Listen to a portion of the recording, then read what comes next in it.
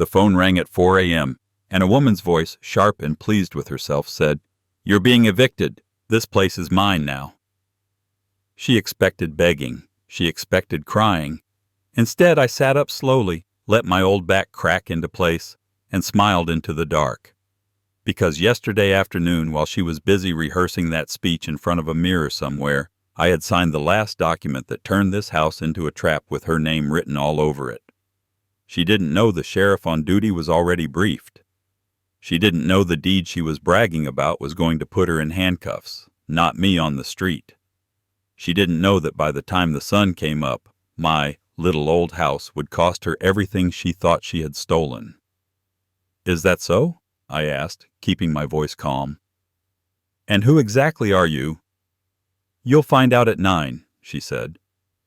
"We'll be there with the paperwork and the locksmith. If you're still in that house by then, the sheriff will put you out on the curb. Dress warm, old man." Then she hung up. I watched the quiet red light of the alarm clock. 4:01 a.m. The house was silent, the way only a house knows how to be silent after a lifetime of noise. They really thought they had outplayed me. Before I tell you how I turned that phone call into their worst morning, I have to go back a few months. That is when the first crack appeared in the picture I used to call family. And you need to understand something important. You don't wake up one day with your own child trying to throw you into the street. You get there slowly, one disrespectful sentence at a time, one signed paper at a time, one, "This is just a formality, Dad," at a time. My name is Robert Harris. I'm 71 years old. I'm a widower, a grandfather, and, according to my daughter, too sentimental to be trusted with property. I worked 45 years as an electrician in Cleveland. I wired half the houses on this street, including my own, board by board, saving where I could, fixing everything myself. My wife Helen chose the color of every wall. We raised our daughter Lisa here. Back then, she used to call this our forever home. Funny how forever changes meaning when money gets involved. After Helen passed, it was just me and the house. I kept it clean. I kept the yard trimmed. I made coffee at 6 a.m., watched the news, talked to neighbors, and took care of my grandkids whenever Lisa needed help. At least, that's how it was at first. Everything shifted the day Lisa called me crying. "Dad, it's all gone," she sobbed into the phone. "The business, the savings. Keith says we're ruined." Keith is my son-in-law. He calls himself an entrepreneur. From what I can tell, that means he spends money he doesn't have and blames the economy when it goes wrong. "What happened?" I asked. Their online marketing company had collapsed. Some contracts fell through, some loans came due, some investors turned out to be nothing more than smooth talk in nice suits. They were 3 months behind on rent. The landlord had given them an ultimatum. "Dad, we have nowhere to go," Lisa said. "We just need a place for a while, just until we get back on our feet. Please, think of the kids." Think of the kids. That's the button they always press, isn't it? So of course I said yes. They moved into my house, all 4 of them, Lisa, Keith, and my grandkids, 12-year-old Megan and 9-year-old Tyler. I gave them the larger bedroom upstairs and moved myself into the one Helen used as a sewing room. "It's temporary," Lisa said, hugging me in the hallway that first night. "We'll be out of your hair in 3 months, tops." 3 months became 6. 6 became a year. And somewhere along that year, they stopped treating it like my house and started acting like it was theirs. The first sign was small. I came home from the grocery store one Saturday and found my framed wedding photo sitting on the floor by the door, leaned against the wall. The place where it used to hang above the couch now held a giant black and white canvas portrait of Lisa and Keith on some beach, holding champagne. I picked up my frame, brushed the dust off the glass. "Lisa?" I called. She came out of the kitchen wiping her hands on a towel. "Yeah, Dad?" "What happened to this?" "Oh." She looked at the picture, annoyed. Keith said it clashed with the new look of the living room. We're going for something more modern. We? I repeated. It's just decor, she said. Don't be so sensitive. We didn't throw it away. She walked off before I could answer. Later that week, my recliner disappeared. I found it in the garage, wedged between boxes of Keith's business materials. We needed space for the sectional, Keith said, not looking up from his laptop. Adults need a real couch, not that old chair you always slept in during the game. I watched the game in that chair, I said. He shrugged. Now you can watch it on the couch. Same TV, right? Little things. Pictures, chairs. The coffee mugs Helen had picked out replaced by sleek white ones, for guests. They were making themselves at home, and at the same time, pushing me out of it. But I stayed quiet. For peace. For the kids. 3. The second sign was not small. One evening, Megan came into my room looking pale. "Grandpa," she whispered, closing the door behind her. "Can I ask you something?" "Of course, honey. What's wrong?" "Why does Mom keep saying this is practically our house already?" she asked. "She said that to Aunt Susan on the phone. She said, 'Dad's not going to last forever, and then we won't have to worry about rent again.'" Even at 12, Megan understood those words were wrong. I swallowed. My chest felt tight. "What else did she say?" I asked. Megan hesitated. "She said Keith has a plan, that they're going to clean up the paperwork so there's no confusion when you're gone." "Did they say that in front of you?" I tried to keep my voice gentle. "She thought I was on my tablet," Megan said. "But I heard everything. Grandpa, they're talking about moving your stuff into the basement so they can start setting up the office upstairs." "Thank you for telling me," I said. "You did the right thing." She nodded, but she was close to tears. "You're not going anywhere, right?" I hugged her. "Not if I can help it." That night I did not sleep much. For the first time, I saw my own daughter as someone who had put my funeral in her schedule, like it was a future appointment, and had started decorating my house for after I was gone. The next day, she proved me right. On Sunday afternoon, Lisa and Keith called me into the dining room. The table was cleared. No plates, no food. Just a neat stack of papers, a couple of pens, and the look on Keith's face he always wore when he thought he was being professional. Lisa patted the chair at the end of the table. "Sit, Dad. We need to talk." I sat. Keith straightened his tie. He only wore ties when he wanted something. "So," he began, "given your age and, health concerns, we thought it would be smart to put some things in order." "Health concerns?" I asked. "My doctor says I'm fine." "Sure, for now," Keith said, "but nobody lives forever. And this house is a big responsibility." Lisa slid the first set of papers toward me. "We found a way to help you, Dad. It's a simple thing. You just sign here and here, and if anything happens to you, there won't be a legal mess. The house passes straight to us. It keeps the family safe." I glanced at the top page. Quitclaim deed. My name. Their names. A lot of small print. I may be old, but I can read. "And what happens while I'm still alive?" I asked. "Well," Keith said slowly, "technically the house would be in our name. But of course you can stay as long as you want. You'd just be like a resident. It would simplify taxes." "Resident," I repeated. "It's just paperwork, Dad," Lisa insisted. "Everybody does it these days. Look at Aunt Susan. She put her condo in her son's name." "Yes," I said, "after she moved to assisted living." I pushed the papers back toward them. "No," I said. Lisa stared at me.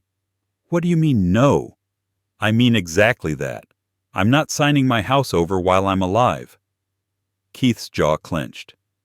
"You don't understand, Robert. This is for—" "I understand perfectly," I said. "I built this place. I paid every bill. I buried my wife from this address. These walls are all I have left of her. I'm not handing them to you and hoping you keep a promise." Lisa's face hardened. "You don't trust us," she said. "After everything we've been through, you think we'd throw you out?" I looked at my daughter, at the woman who used to run into my arms when she scraped her knee, and I wanted to say, yes, that's exactly what I think. But I couldn't form the words. Instead, I said, "If you just needed security for when I'm gone, we can go to a proper lawyer and make a will. Slowly, carefully, not like this." Keith grabbed the papers back, stacking them with more force than needed. "Fine," he said. "Have it your way. But don't expect us to clean up a mess later when you're not here." Then he stormed off.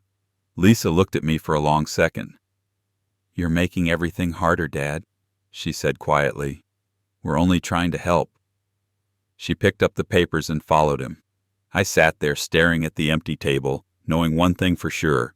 That little stunt wasn't the end of it. It was just the rehearsal. A week later, my friend Mark from church dropped by. Mark is a retired loan officer. He knows more about mortgages than most people know about their own kids. He set a white envelope on my kitchen table. "Rob," he said, "I got something in the mail at my old office. They still forward unusual notices to me. Your name popped up." Inside was a copy of a credit inquiry. Someone had tried to open a home equity line of credit using my house as collateral. My name was on it. So was my social security number. But the phone number and email address were not mine. My stomach turned cold. "Did I do something by mistake?" I asked. Mark shook his head. "You didn't. Somebody else did. The bank flagged it because your income didn't match the pattern of the last records they had on file. They thought maybe it was fraud." "Who would do that?" I asked, though deep down I already knew. Mark looked at me, and he didn't bother to sugarcoat it. "Who has access to your mail, your documents, and your house?" he asked. "Who knows you're not always on top of the new stuff, like online forms?" I thought of Lisa's neat stack of papers. I thought of Keith's plans. My hands started to shake. Mark put his hand over mine. "Rob, listen," he said. "I've seen this before, and it doesn't end well if you keep hoping they'll stop. You need to protect yourself." "How?" I asked. "They're my family." "That doesn't change the facts," he said. "You need to talk to a good elder law attorney, quietly, and soon." Before we continue, please subscribe to the channel and write in the comments what time it is where you are now, because what came next is exactly the kind of thing people think only happens in movies until it happens to them. 7. I made an appointment with a lawyer named Andrew Blake. He came recommended by Mark and by our pastor. Andrew was in his early 40s, dark suit, calm eyes. The kind of man who had seen too many sad stories and didn't get surprised easily anymore. We talked for 2 hours. I showed him the bank inquiry. I told him about the quitclaim deed they wanted me to sign. I told him about Megan's whisper, about my recliner in the garage, about the way they talked about our house now. He listened without interrupting, taking notes. When I finished, he leaned back in his chair. "Mr. Harris," he said, "I'm going to be blunt with you. What your daughter and son-in-law are doing fits a pattern we see more and more, financial abuse of an elder. It often starts with small things and ends with the victim losing their home." Those words made my throat tighten. Elder abuse. I had fixed my own roof last summer. I didn't feel like an elder. But the calendar doesn't ask for your opinion. "So what do I do?" I asked. "You do not confront them directly," he said. "Not yet. They'll just hide things and move faster. First, we lock down your assets, especially this house." He drew a simple diagram on his yellow pad. "We can put the house into an irrevocable trust," he said. "You keep the right to live here until you die. After that, the house doesn't go to your daughter. It goes where you choose. Church, charity, your grandchildren directly, anyone." "And Lisa?" I asked. He shook his head. "Based on what you've told me, I would not leave it to her. At least, not through this house. You can leave her something else if you want, in a separate document. But the house needs to be out of reach. Now. The word irrevocable scared me. It meant no going back. But then I thought of Lisa's voice. He's not going to last forever.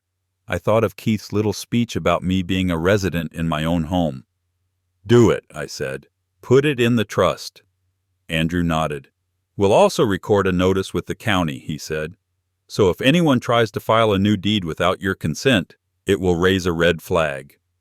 I thought you said not too much legal talk, I said. He smiled. In simple words, we build a wall around your house that only you and I know how to open. 2 weeks later, the trust was signed and recorded.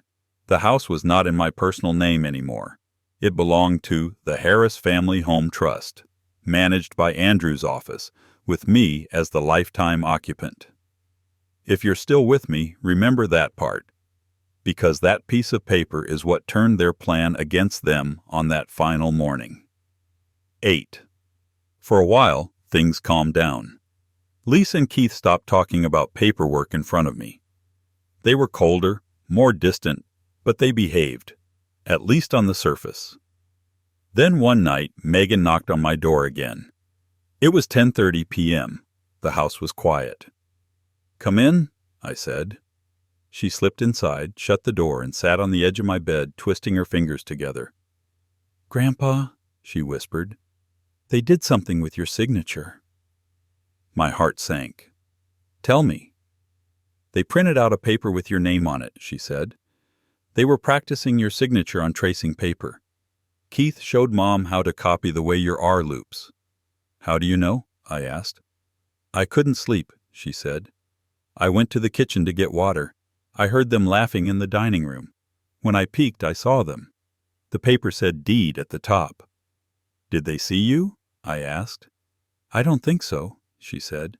But they said something else. She swallowed. They said, once this records, he's just a guest here. If he gives us trouble, he can go to a home. A home.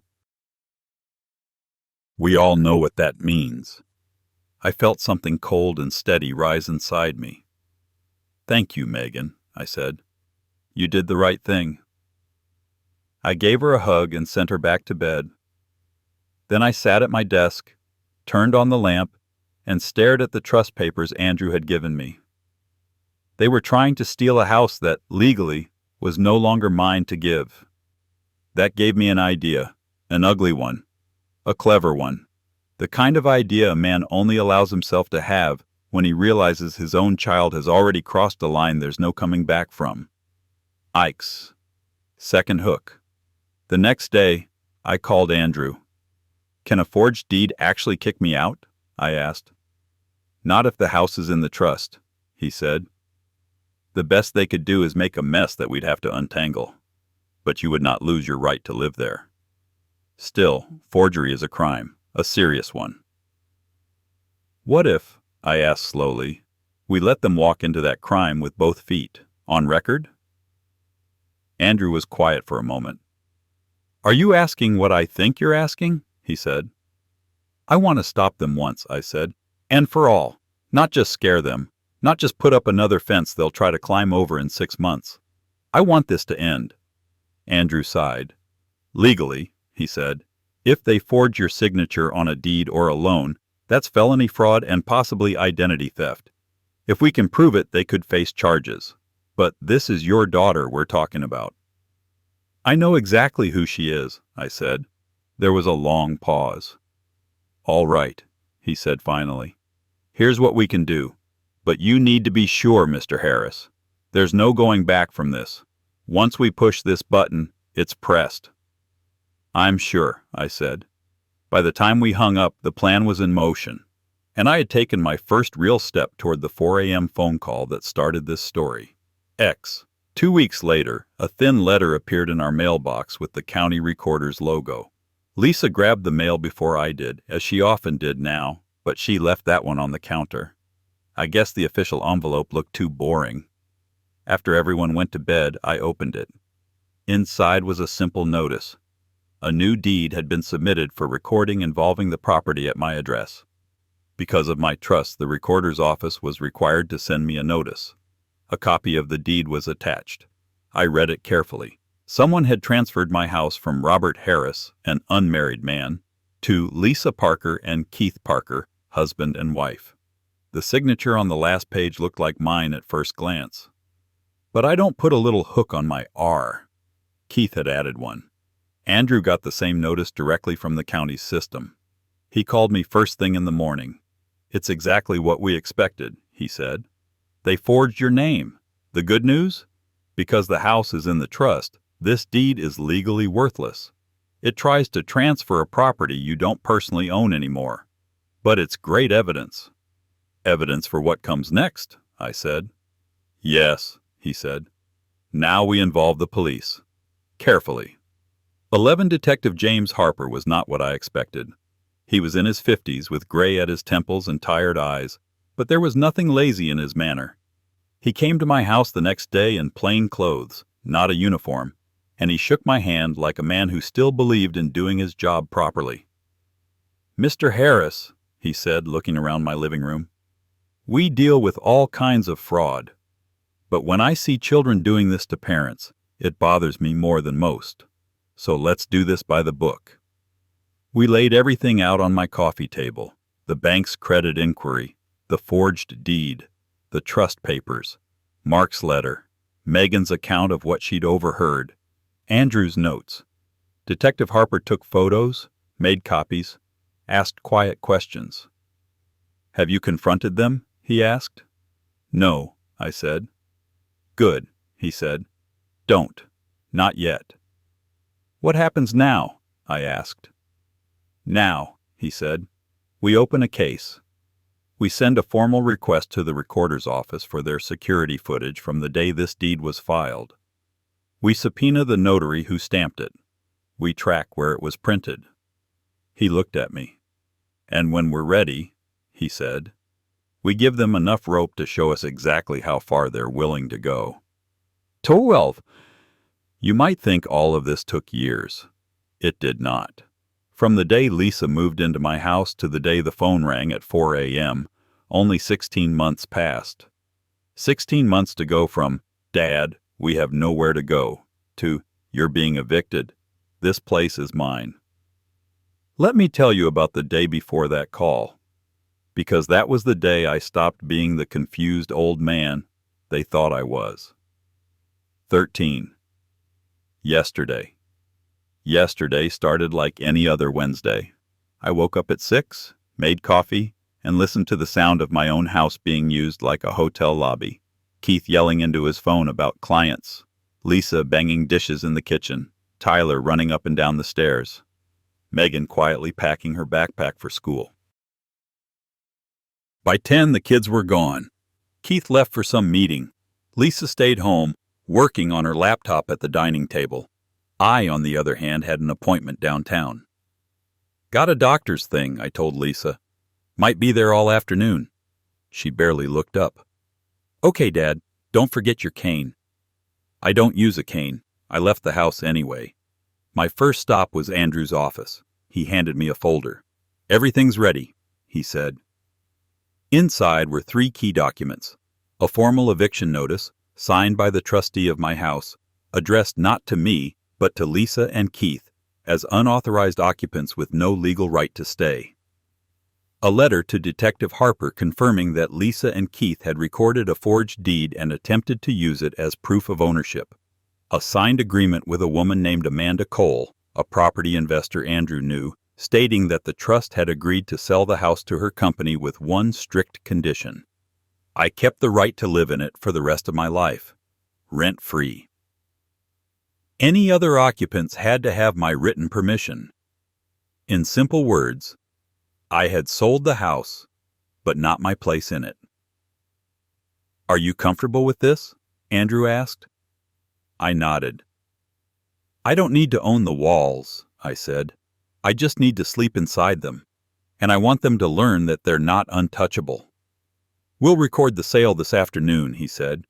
"Legally, today is the day ownership changes. You remain the lifetime occupant. Lisa and Keith become, in the eyes of the buyer, squatters. Will that hold up? I asked. Andrew smiled faintly. I don't sign papers I can't defend in court. I left his office around noon. My second stop was at the police station where I had a short meeting with Detective Harper. He looked over the new papers, nodded, and said, "We'll be ready if they make a move. I've already spoken with the sheriff's department. If they call for an eviction, we'll know." "Will they actually be arrested?" I asked. "If they show up with forged documents and threaten to force you out of a house they don't own," he said, "the odds are very good." He paused. "But you need to understand," he added, "this will blow up your family. There's no coming back from it."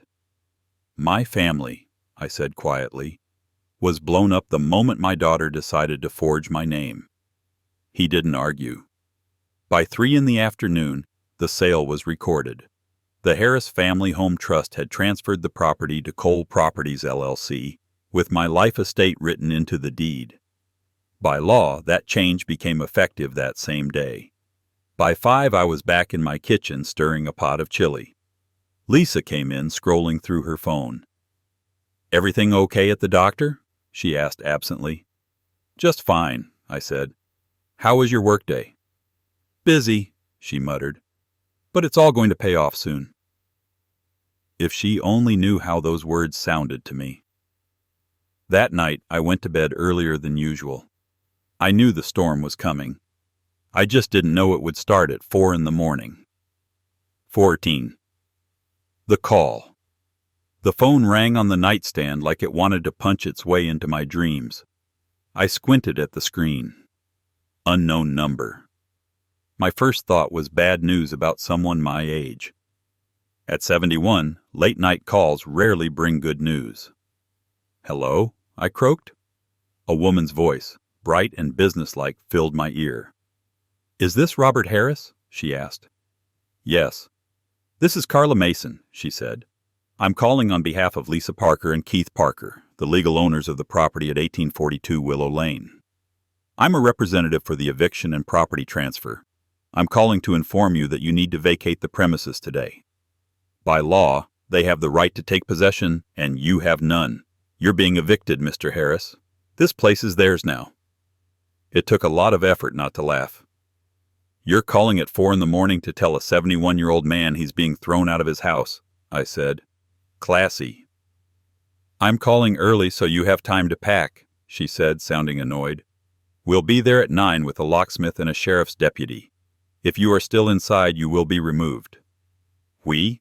I asked. "Lisa, Keith, and I," she said. "You'll recognize me. I'll be the one with the clipboard. It's better if you don't fight this, Mr. Harris. You have no rights over this property anymore. You're just squatting." Her confidence told me one important thing. She had no idea about yesterday. She didn't know the forged deed she was bragging about had already been flagged. She didn't know the house no longer belonged to me or to Lisa or to anyone she thought she was dealing with. It belonged to Amanda Cole's company now. And Amanda Cole knew exactly what was going on. "Carla," I said, "I appreciate the notice." There was a pause. She hadn't expected politeness. "Just be packed," she snapped, and hung up. I lay there in the dark, watching the red digits on my clock. 4:07 a.m. Then I got up, turned on the lamp, and started my coffee. No rush, no panic, just an old man following his morning routine while the people who thought they had beaten him walked straight into the net he had spent months weaving. 9 o'clock. At 8:30 I called Detective Harper's direct line. "They're coming at 9, I said, "with a locksmith and some kind of representative." "We're already on standby," he said. "The sheriff's deputy assigned to keep the peace knows the situation. We'll be there a couple of minutes after they arrive. Just stay calm and don't argue. Let them talk." At 8:55, a shiny black SUV pulled up in front of my house. Keith stepped out first, in a suit that probably cost more than my first car. Lisa followed in a fitted coat and heels, her hair perfect despite the early hour. Behind them, a woman with a clipboard got out of the back seat. Slim, late 30s, sharp eyes, business jacket. That would be Carla. A white van with a locksmith logo parked behind them. I watched from the front window. My hands were steady. They marched up to the door like they were finally coming to claim their prize. Keith didn't bother ringing. He knocked hard. I opened the door slowly. "Good morning," I said. Keith brushed past me into the hallway, eyes scanning the living room like a general inspecting a captured fort. "You're not packed," he said. I told you he wouldn't be packed. Lisa stepped inside, avoiding my eyes. "Dad, this doesn't have to be ugly," she said quickly. "We tried to do this the easy way, but the papers are signed. Legally, this is our house now. You can make this simple or hard."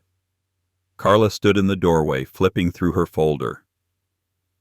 "Mr. Harris," she said loudly, "I'm here to execute the eviction process. Lisa and Keith are the recorded owners of this property." She tapped a page. "Here is the deed recorded with the county. As of that date, you are no longer the legal owner." "May I see that?" I asked calmly. She smirked. "You'll have plenty of time to look at it later. Right now, you need to gather your personal belongings. Furniture stays. The house is part of their marital estate." Behind them, the locksmith lugged his tools up the steps, looking uncomfortable. "You're changing the locks on your father's house?" I asked Lisa. "It's our house," she shot back. "You refused to cooperate, Dad. You didn't sign anything when we asked nicely. You forced us to take other steps. I'm sorry it has to be this way, but we're not going to let your stubbornness ruin our future." I looked at her carefully. "Where are the kids?" I asked. "At my sister's," she said. "They don't need to see this." For once we agreed. Carla stepped farther into the hallway. "I'm going to ask you one more time," she said. "Are you going to leave voluntarily, or do we need the sheriff's help to physically remove you?" I raised my eyebrows. "Well," I said, "why don't we let the sheriff decide who needs to be removed?" Right on cue, a county cruiser turned the corner and pulled up behind the locksmith's van. Lisa glanced out the window. "Good," she muttered. "Now we can get this over with." Detective Harper got out of the passenger side, wearing plain clothes but holding up his badge as he approached. A uniformed deputy stepped out of the driver's side. Keith's confident posture slipped just a little. "Morning," the deputy said. "We got a call about a possible eviction.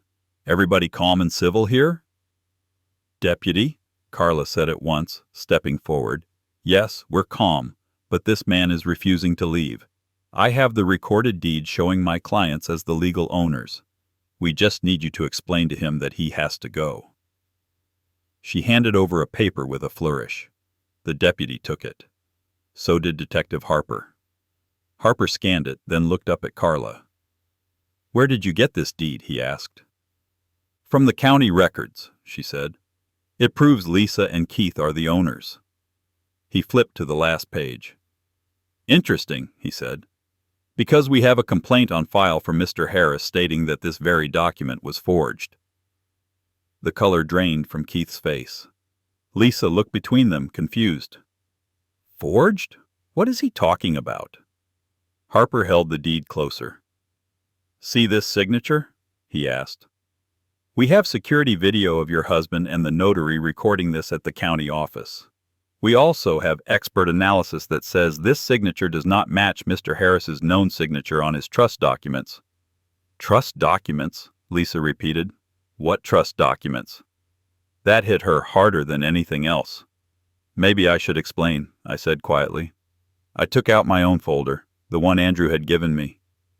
"This house," I said, "stopped being mine in the eyes of the county a month ago. I put it into a trust. I kept the right to live in it until I die. That's it." I handed the deputy a copy of the trust deed and the sale to Cole Properties. "The trust sold the house yesterday," I went on, "to a company called Cole Properties, owned by Amanda Cole. I'm their permanent resident. Anyone else staying here needs their permission. They do not have it." Carla's mouth opened and shut. "That's impossible," she said. "I checked the records last week. It was still in his name." "It was," I said, "until yesterday afternoon." The deputy looked from one document to another, his forehead wrinkling. "So," he said slowly, "this forged deed claims to transfer the house from Mr. Harris to Lisa and Keith on a date when he already didn't own it?" "That's correct," Harper said, "which makes it not only fraud but also pointless. The deed has no legal effect. The only thing it can do is serve as evidence against the people who filed it." He turned to Lisa and Keith. "Which, according to the recorder's logs," he said, "would be you two." Keith found his voice first. "This is ridiculous," he snapped. "He's manipulating you. He's senile. He doesn't know what he signed. We were just protecting family assets." Harper's eyes hardened. "Careful with that word, sir," he said. "You're talking about a man who had the sense to protect himself from exactly this kind of behavior. And we have more than his word." He pulled another paper from his folder. "This is a statement from your daughter, Megan," he added. "She describes watching you two practice his signature on tracing paper." Lisa's knees seemed to weaken. "Megan talked to you?" she whispered. "She was worried about her grandfather," Harper said, "and for good reason." The deputy shifted his weight. "So," he said, "from where I stand, the only person with a legal right to be in this house right now is Mr. Harris. The rest of you are here at his pleasure. Or not." He looked at me. "Mr. Harris," he asked, "do you want these people removed from your property?" Lisa's head snapped toward me. "Dad," she said, "you can't do this. We're your family." Family. The word didn't sound the same anymore. I looked at the three of them, my daughter, my son-in-law, the stranger with the clipboard who thought she was here to watch an old man get dragged into the street. "I want them out," I said. "Today." The deputy nodded. "Then I'm going to ask you," he said, turning to Lisa and Keith, "to leave this property immediately. You can make arrangements through Mr. Harris and the new owner if you want to collect your belongings later. But you are not staying tonight." "You can't do that," Keith said, stepping forward. "We have rights." "Not here, you don't," Harper said calmly. "What you have is a serious problem." He reached into his jacket and pulled out a pair of handcuffs. "Lisa Parker, Keith Parker," he said, "you are under investigation for document fraud, forgery, and attempted financial exploitation of an elder. Right now, I'm detaining you for questioning.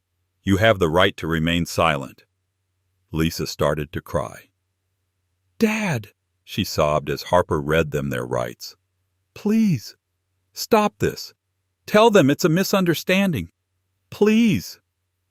I watched the woman who used to hold my hand crossing the street now struggling while the detective placed cuffs on her wrists. Something inside me hurt, but something else, something that had been bruised for a long time, finally, slowly, stopped bleeding. "Lisa," I said quietly, "when you tried to steal my house, was that a misunderstanding too?" She looked at me with red, angry eyes. "You chose a house over your own daughter," she spat. "No," I said. "I chose my dignity over people who treated me like a burden." Harper guided them toward the cruiser. Carla stood frozen on the porch, her clipboard hanging at her side. "Nobody mentioned any of this," she muttered. "You might want to be more careful who you represent," I told her. She nodded shakily and backed away. The locksmith had already started packing his tools back into the van. His hands were shaking too. He refused to meet my eyes. In less than 20 minutes, my front yard had gone from a planned victory parade to a scene out of a crime show. Except this time, the old man in the house wasn't the victim. 16. Aftermath. They were not gone from my life in one day. Real life doesn't work as cleanly as stories. There were hearings, statements, papers. Lisa called me from a county phone once and left a message I didn't play all the way through. Keith's family tried to blame me, said I had set up their boy. But their boy had walked himself into the trap, carrying the rope. Megan and Tyler stayed with their aunt for a while. Later, a social worker asked if I would be willing to visit with them. I said yes. When Megan came to see me, she hugged me so hard I had to sit down. "I'm sorry," she whispered. "I didn't want them to get in trouble. I just didn't want them to hurt you." "You did nothing wrong," I told her. "You told the truth, that's all." Tyler sat quietly, staring at the floor. He was too young to understand everything, but old enough to sense something had broken that wouldn't be fixed easily. As for the house, Amanda Cole kept her word. "I grew up with a grandfather who lost his home because nobody protected him," she told me when she came by to check on the property. "You're not going anywhere, Mr. Harris. As far as my company's concerned, you're the best tenant we could have. Pays on time, mows his own lawn, and scares off scammers." We shared a small laugh at that. "I pay no rent.